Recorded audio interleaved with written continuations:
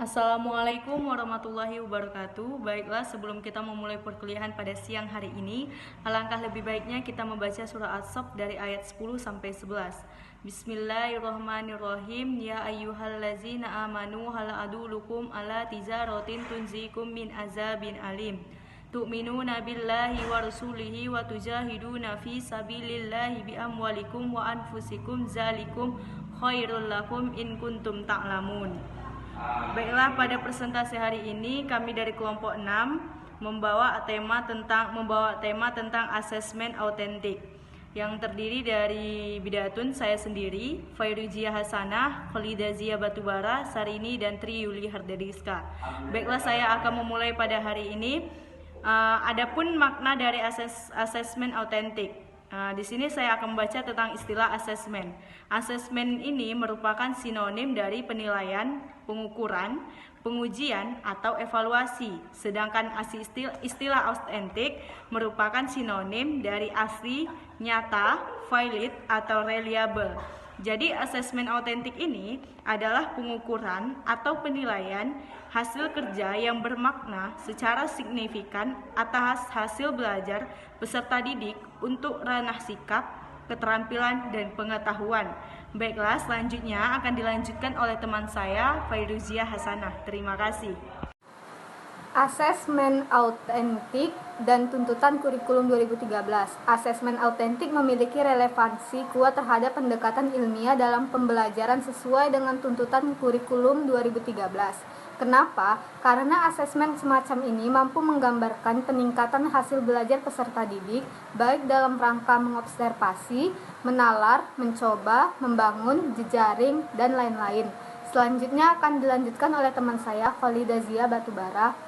Dalam beberapa kasus, peserta didik bahkan berkontribusi untuk mendefinisikan harapan atas tugas-tugas yang harus mereka lakukan.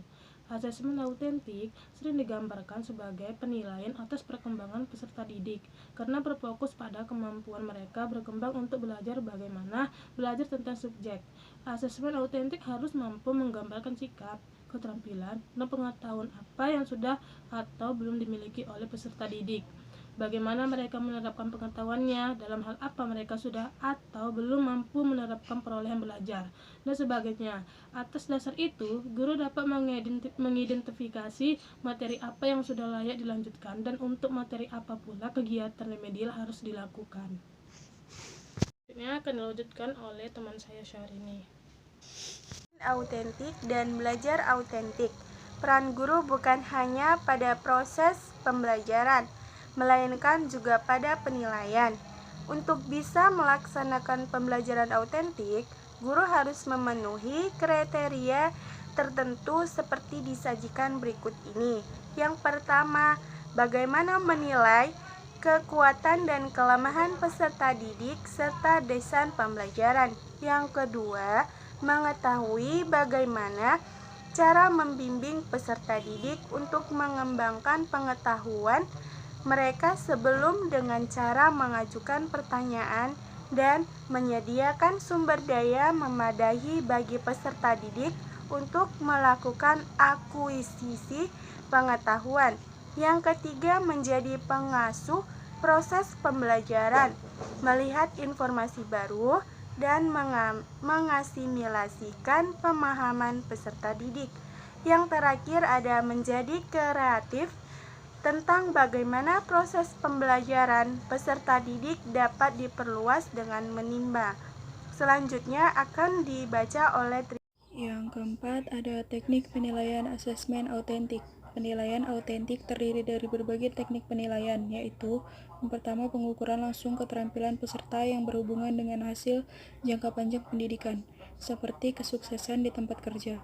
Yang kedua, penilaian atas tugas-tugas memerlukan keterlibatan yang luas dan kinerja yang kompleks. Yang ketiga, analisis proses yang digunakan untuk menghasilkan respon peserta didik atas perolehan sikap, keterampilan, dan pengetahuan yang ada. Dan ini adalah gambaran penilaian asesmen autentik. Yang pertama ada sikap yang dimiliki. Yang kedua ini adalah pengukuran skala. Dalam skala itu ada yang baik, cukup, dan kurang. Yang pertama nih contohnya, mengikuti pembelajaran dengan sungguh-sungguh. Nah, ini masuk yang ke bagian mana gitu. Dan ini adalah contoh gambaran dari asesmen autentik dalam perubahan tingkah laku seorang siswa. Baiklah, itu tadi pemaparan dari kelompok 6 hasil diskusi kami. Kami membuka sesi pertanyaan yang dimana sesi ini terdiri dari 3 orang. Bagi teman-teman yang ingin bertanya, kami persilahkan. Terima kasih. Baiklah teman-teman, saya akhiri presentasi kali ini. Jika ada kesalahan, kami mohon maaf. Kepada Allah kami mohon ampun. Wabillahi taufiq wal hidayah. Wassalamualaikum warahmatullahi wabarakatuh. Jangan lupa jaga kesehatan. Terima kasih.